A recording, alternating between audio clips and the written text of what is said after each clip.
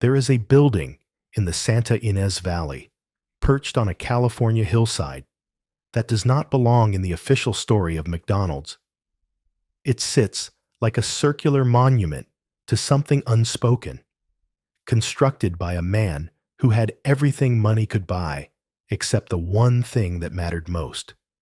The locals called it the Hamburger. Ray Kroc called it the Roundhouse.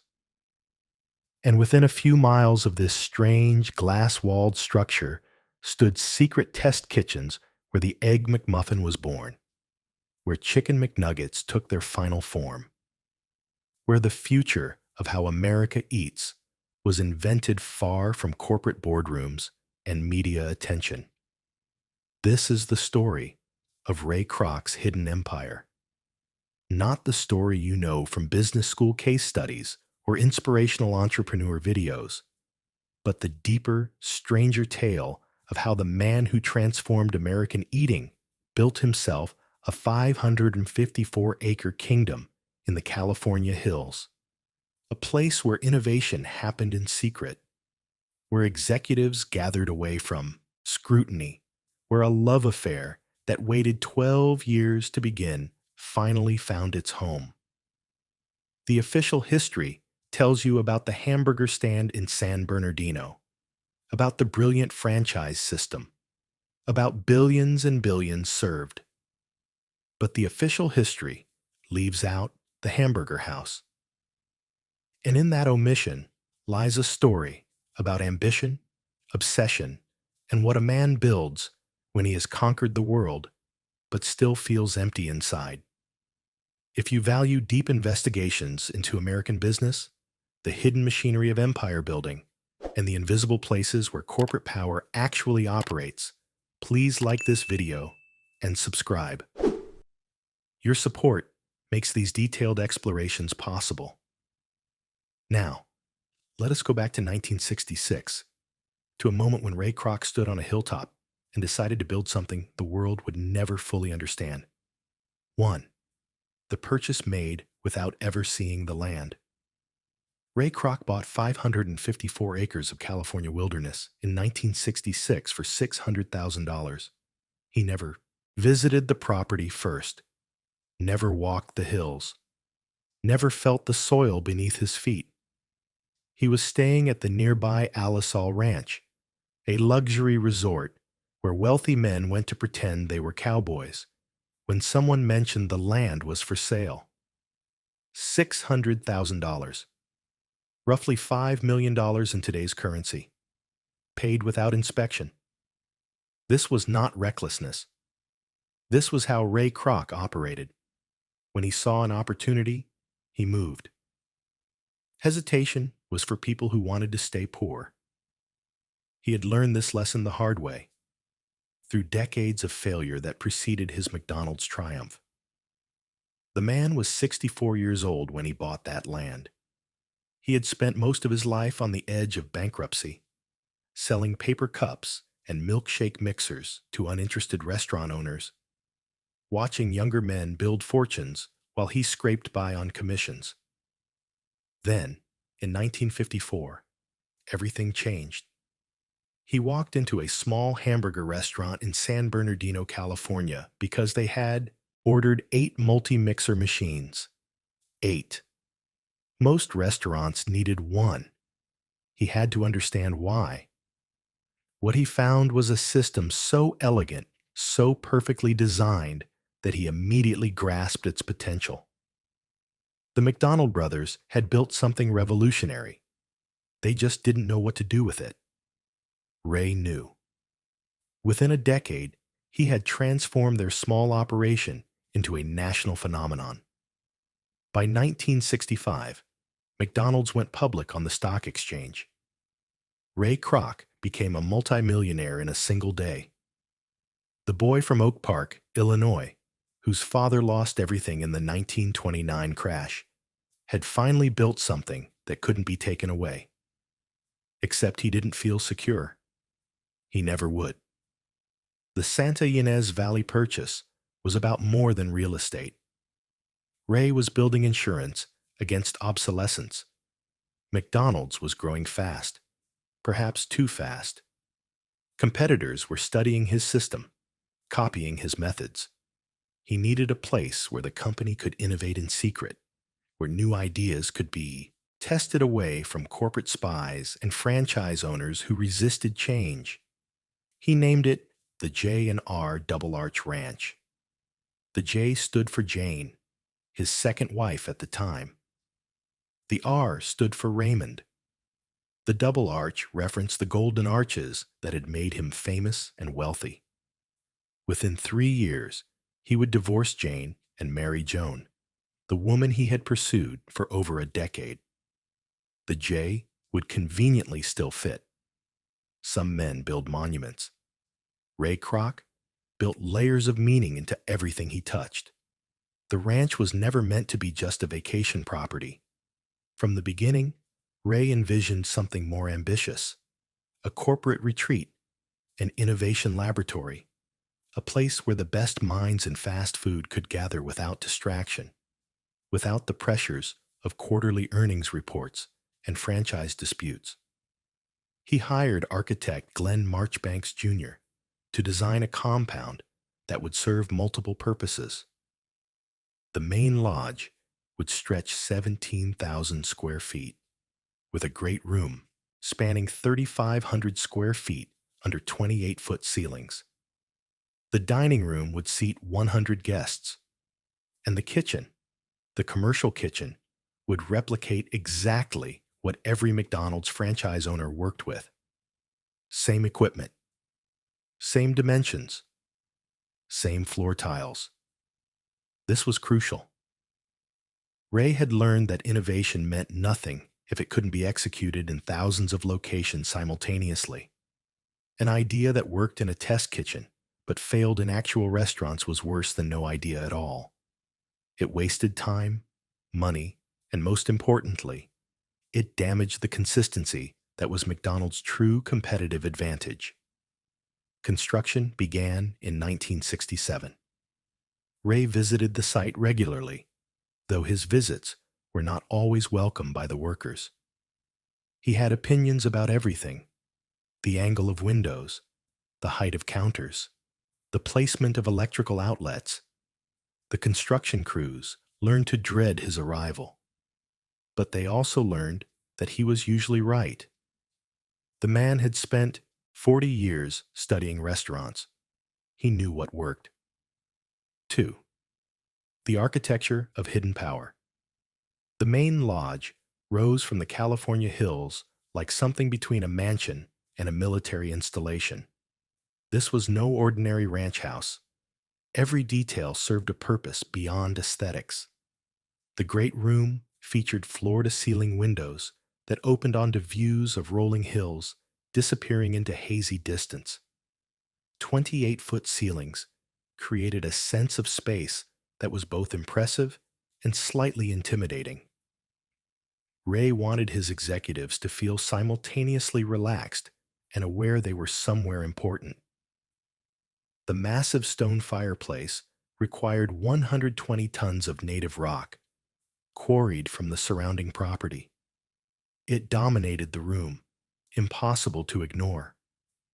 This was where Ray and Joan would exchange wedding vows in 1969, standing before that mountain of stone with a small group of close friends as witnesses. The dining hall could accommodate 100 people comfortably. Ray Kroc insisted on round tables. He had read somewhere that King Arthur used a round table to ensure no one sat at the head, to create equality among knights.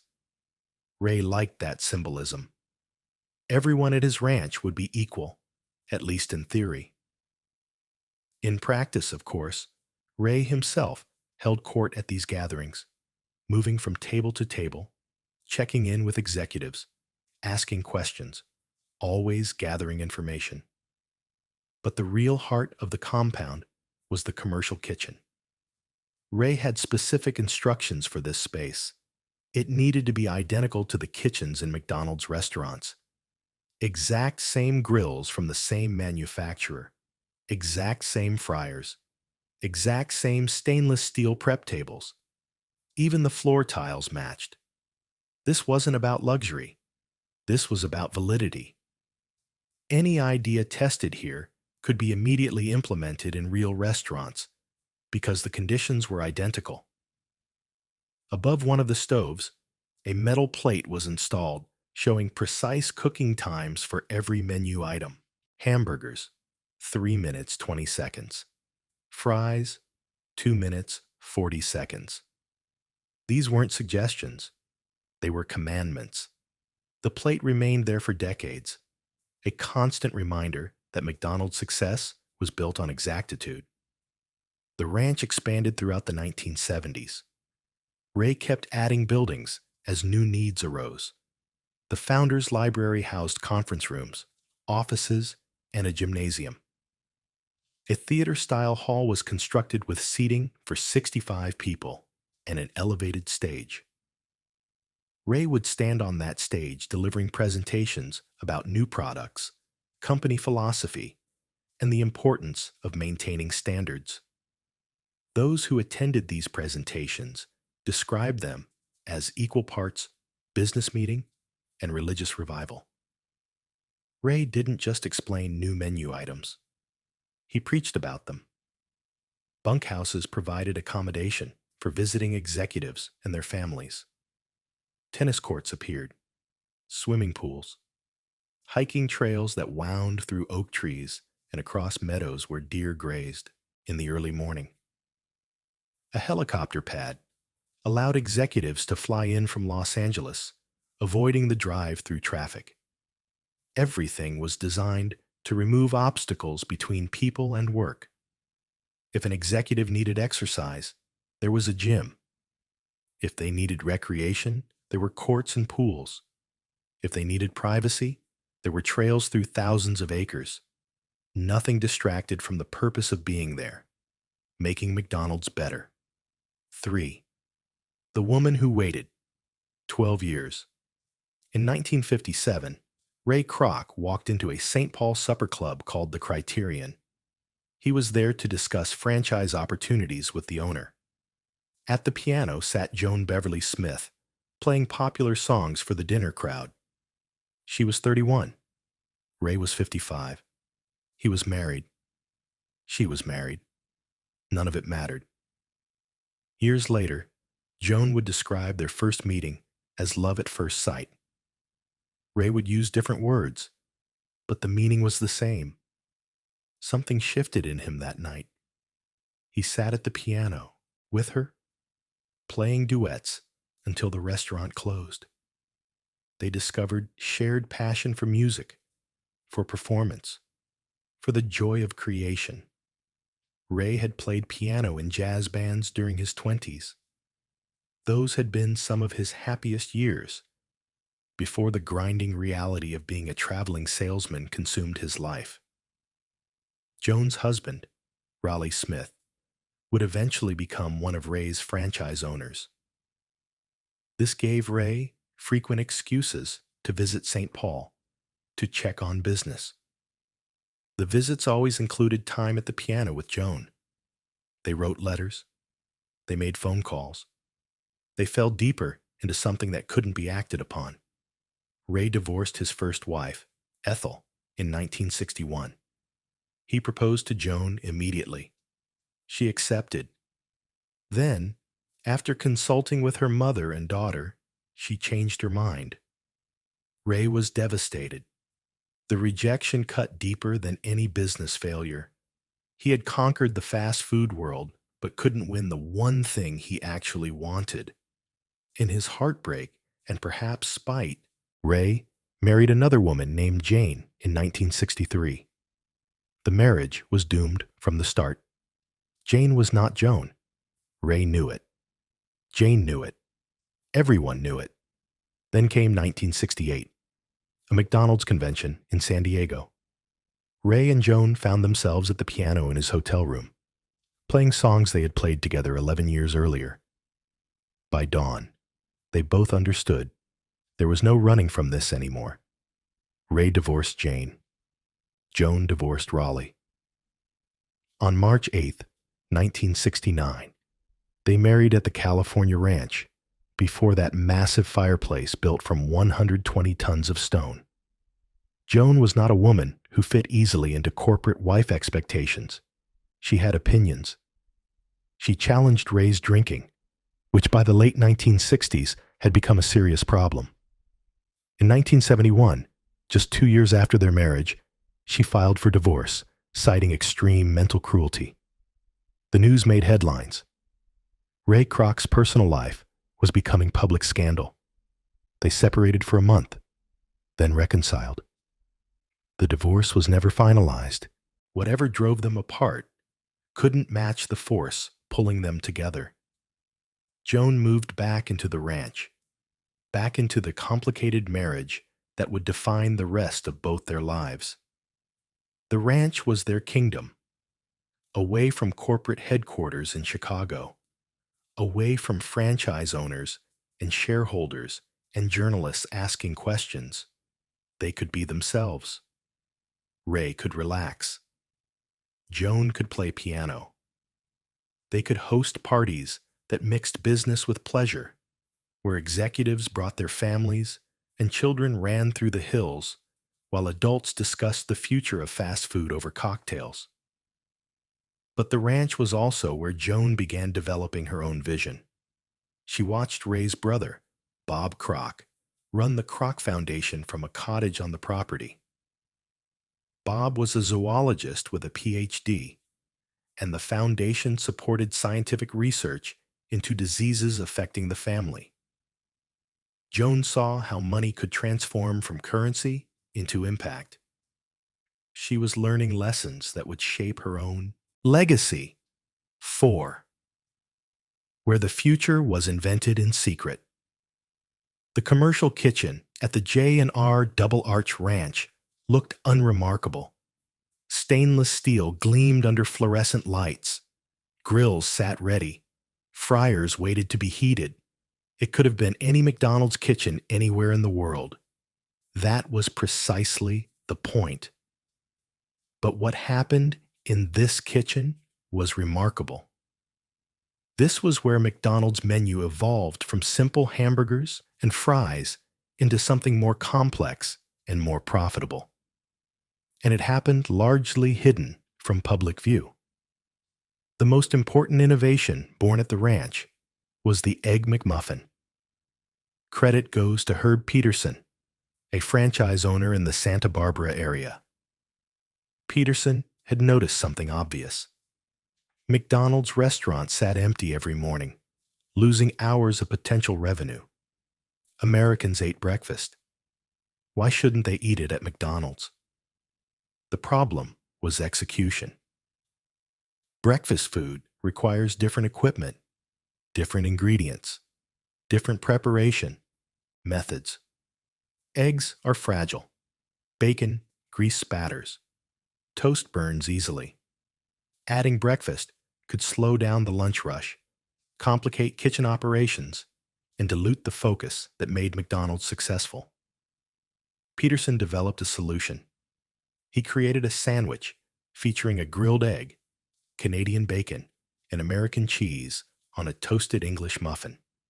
The genius was in the details.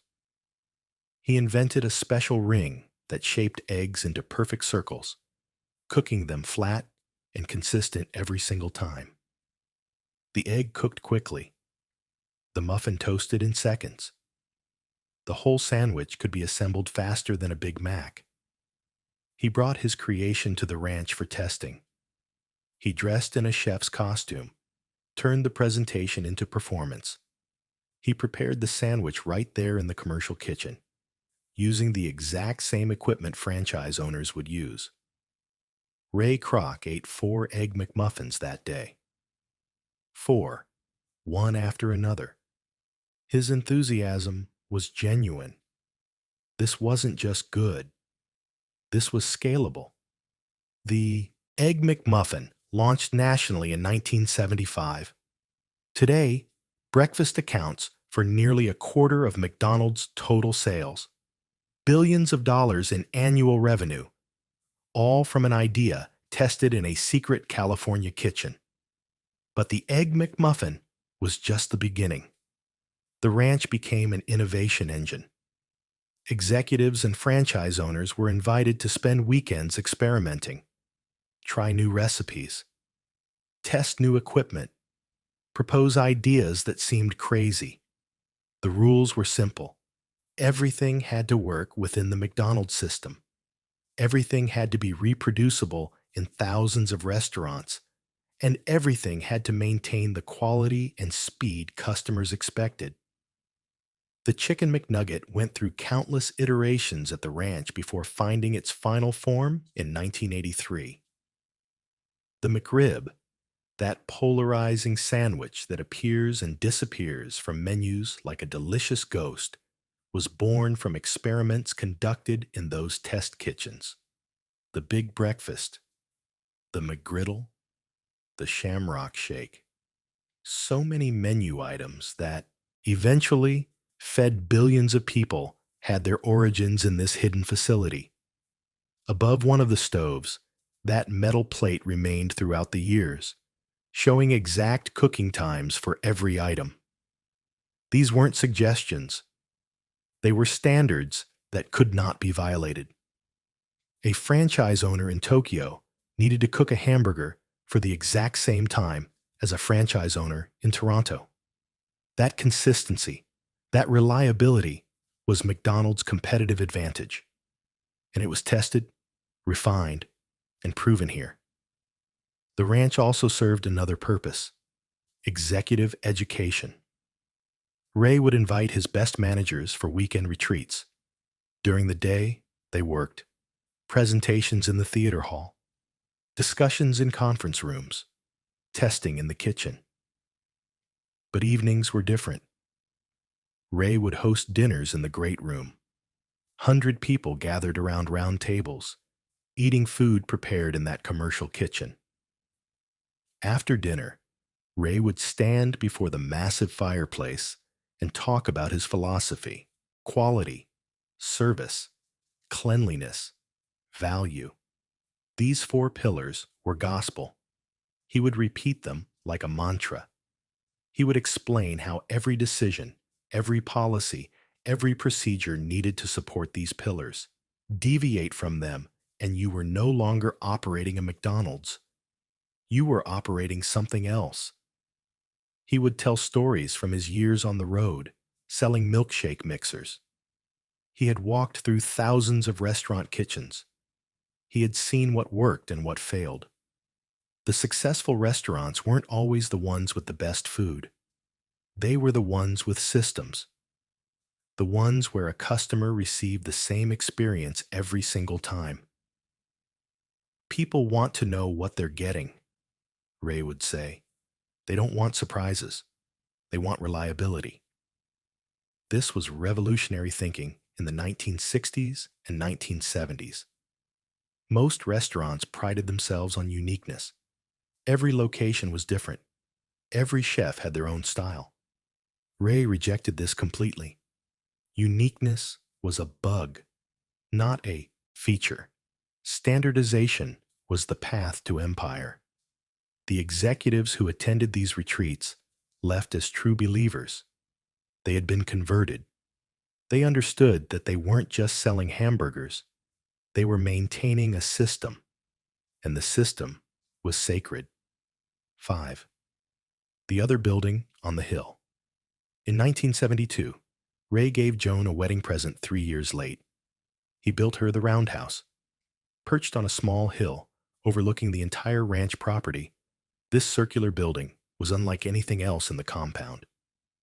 Glass walls provided 360-degree views of the valley. A central fire pit served as gathering place for intimate parties. Every room opened onto the spectacular California landscape. The locals called it the Hamburger. From certain angles, the circular structure did resemble a burger, though Ray never commented on this nickname. Joan loved the building immediately.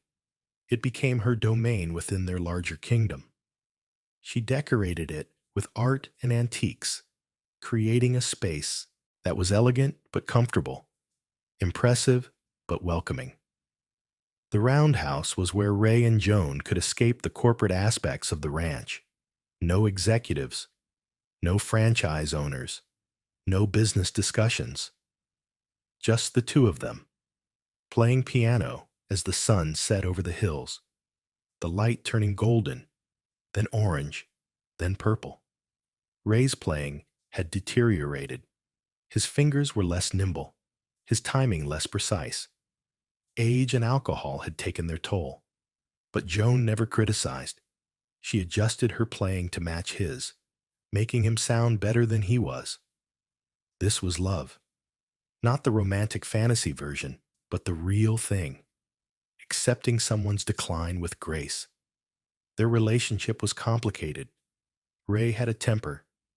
When he drank, it became violent. Joan had filed for divorce in 1971 for good reason. The separation had forced Ray to confront his demons. He didn't stop drinking immediately, but he moderated, and Joan chose to return. She saw something in him worth saving.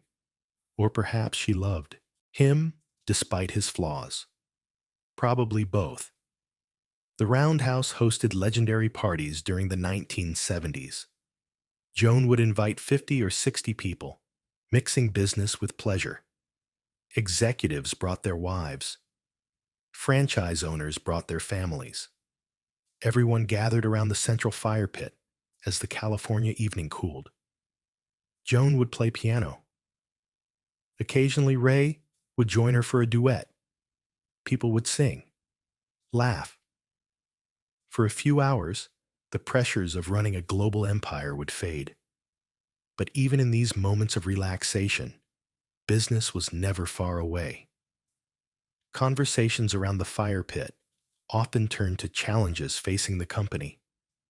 A new competitor entering the market, a supplier raising prices, a franchise owner struggling with local regulations. Ray would listen, his mind cataloging information, forming strategies. He never truly relaxed. Even in paradise, even with the woman he loved, even playing the piano he adored, part of his brain was always working. This was both his greatest strength and his deepest curse. He had built an empire through relentless focus. But that same focus made it impossible for him to simply exist. He was always building, always improving, always planning the next move. Joan noticed this. She saw the toll it took on him. In the late 1970s, she began gently suggesting he slow down. He was in his mid-70s. He had achieved everything. He had billions of dollars. He owned a baseball team.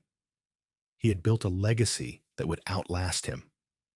What was he still proving? Ray couldn't answer that question, or wouldn't. The drive that had pushed him from poverty to wealth, from failure to success, from obscurity to fame, didn't have an off switch. He would die building. There was no other way. 6. The baseball team and the final years. In January 1974, Ray was relaxing on his yacht off the coast of Florida when he read that the San Diego Padres were about to be sold and relocated. He had tried to buy the Chicago Cubs years earlier, but his offers had been rejected. Now fate was offering a second chance. He called the Padres owner from his yacht. They met for lunch. Within days, Ray purchased the team for $12 million, roughly $50 million in today's currency. When he told Joan about the purchase, she was confused. "Why would you want to buy a monastery?" she asked, not knowing much about baseball. Ray loved the game. He had grown up following the Cubs on the radio, dreaming of playing professionally. Those dreams had died decades ago, but the love remained. Owning a baseball team was not a rational business decision. The Padres were terrible. They had never won anything, but rationality had nothing to do with it. He threw himself into ownership with his characteristic intensity. He attended games regularly, sitting in the owner's box, cheering, and cursing. On April 9th, 1974, during the home opener against the Houston Astros, the Padres were losing badly, making error after error. Ray grabbed the public, addressed microphone, and addressed the 39,000 fans in attendance. "I've never seen such stupid ball playing in my life," he announced. The crowd cheered.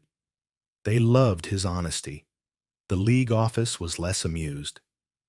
Ray received a reprimand for the incident. He didn't care. He had spoken truth. The Padres became his new obsession, the one that brought him joy in ways McDonald's never had. The hamburger empire was work, serious business with billions of dollars at stake. Baseball was play.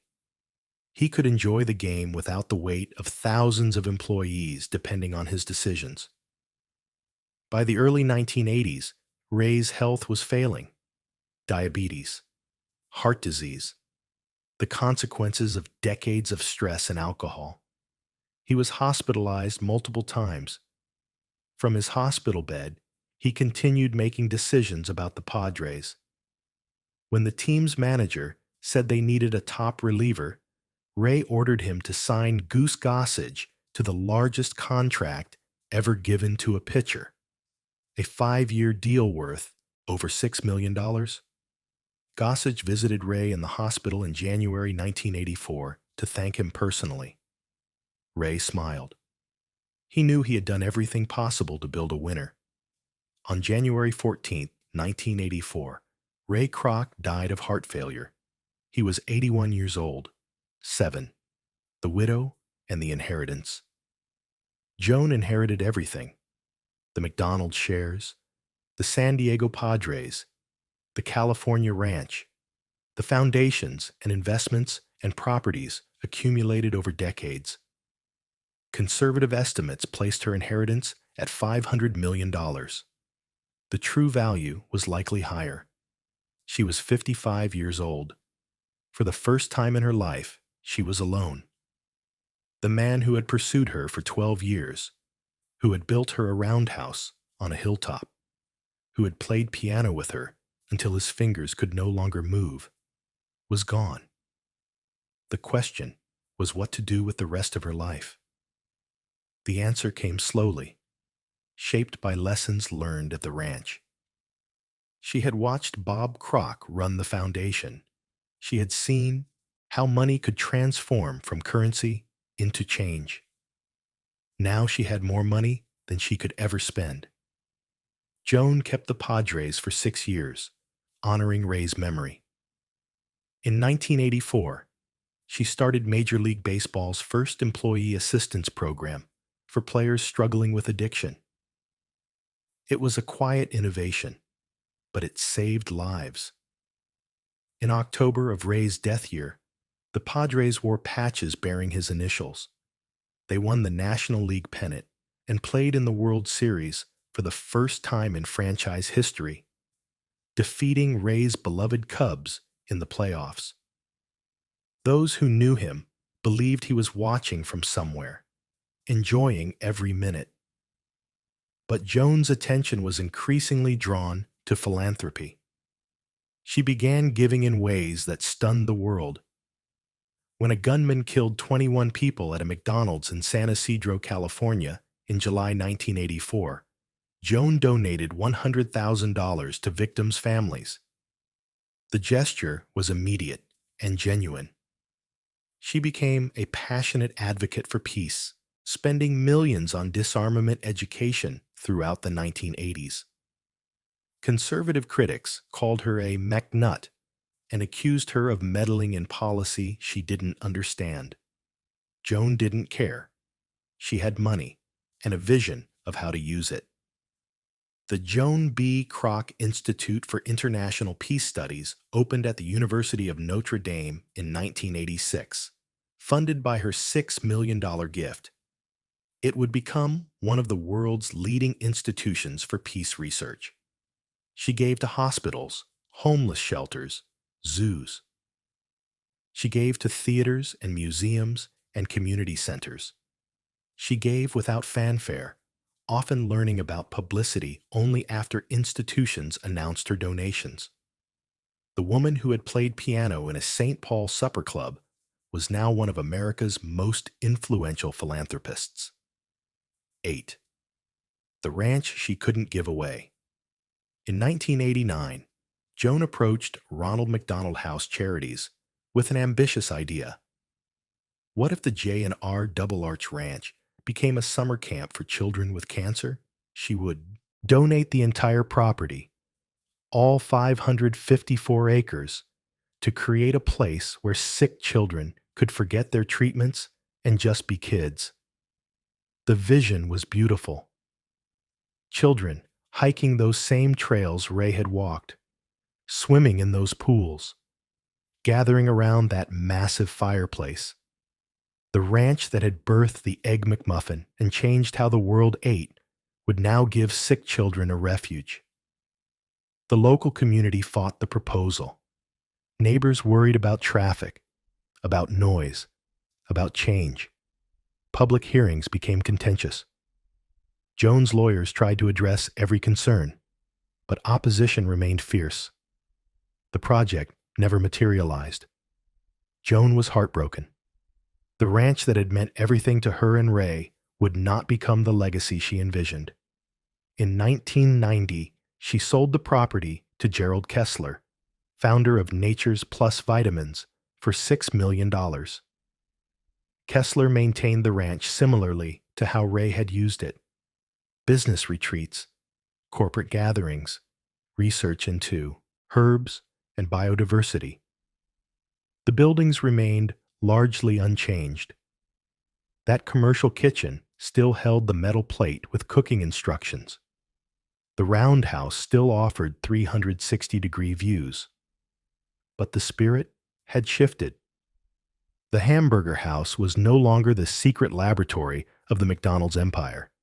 It was just another beautiful California property, its history fading with each passing year. 9. The $3 billion legacy Joan Kroc died of brain cancer on October 12, 2003. She was 75 years old. In the weeks before her death, she finalized a will that would distribute nearly $3 billion to causes she cared about. To the Salvation Army, $1.6 billion, the largest single donation in the organization's history. The money was designated to build community centers across America. Today, over 25 Kroc centers operate nationwide, each one a testament to her vision of community and service. To National Public Radio, over $200 million. The announcement shocked NPR's leadership. They had no idea the donation was coming. Joan had listened to public radio for years, believing in its mission to inform and educate. Her gift ensured that mission could continue. Smaller gifts went to hospices, peace institutes, animal shelters, causes that had touched her heart. In total, Joan gave away nearly her entire fortune. She had learned at the California ranch that wealth was not for hoarding. Wealth was a tool for building the world she wanted to see. The woman who had played piano in a supper club, who had waited 12 years to marry the man she loved, who had inherited a hamburger empire, gave it all back to the world, not to build monuments to herself, not to secure her name on buildings, but to actually help people. Her philanthropy operated on principles developed during those years at the ranch. Give anonymously when possible. Give to causes that create lasting change. Give without expectation of gratitude or recognition. Just give because it's right. 10. The ranch today and what it means. The property that Ray Kroc called the J&R Double Arch Ranch has changed hands several times since Joan sold it in 1990. Gerald Kessler maintained it until his death, after which legal battles among his beneficiaries kept its future uncertain. In 2020, The ranch came on the market, listed at $29 million. Real estate agents offered virtual tours.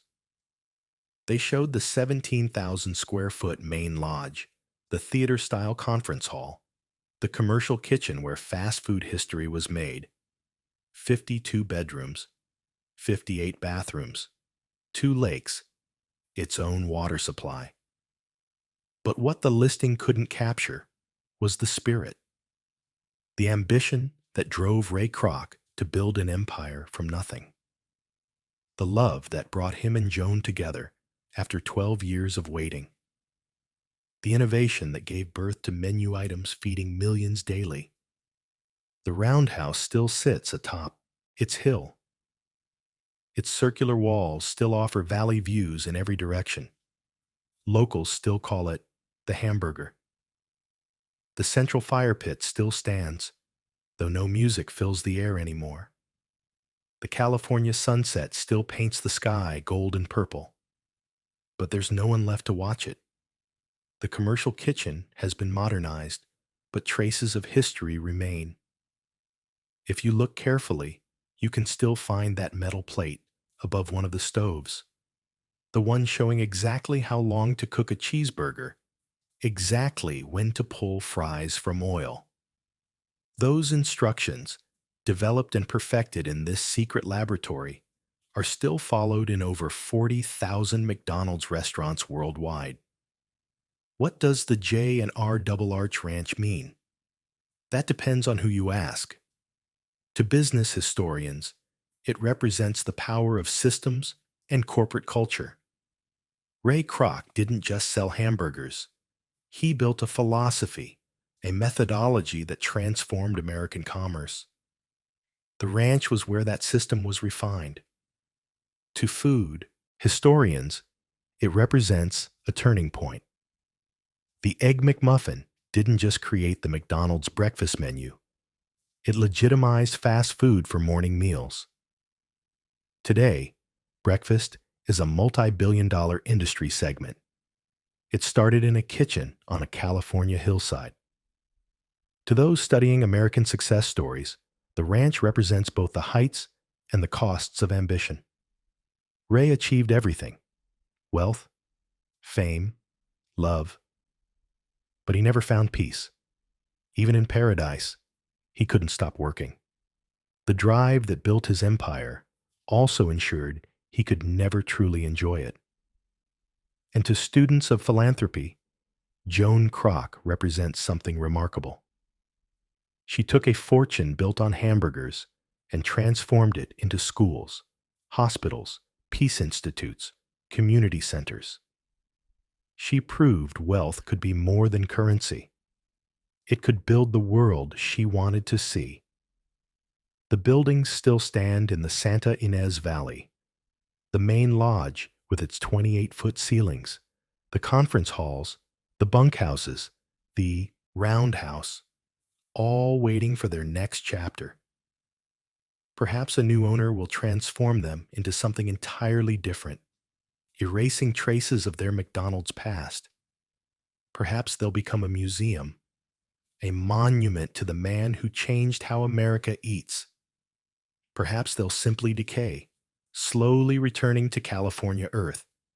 But the legacy cannot be erased.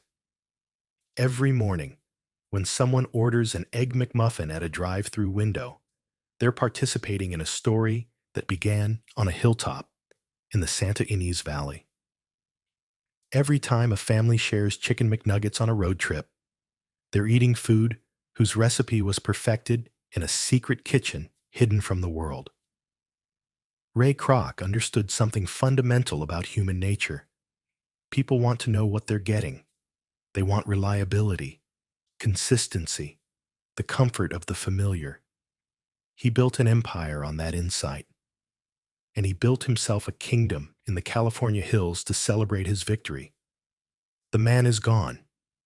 His wife is gone. Their ranch has passed through strangers' hands. But the golden arches still rise against the American skyline. Billions and billions served. each burger a small monument to a traveling salesman who refused to give up. If you could walk through the ranch today, you would find a property frozen in time. That great stone fireplace where Ray and Joan exchanged vows. The commercial kitchen where history was made.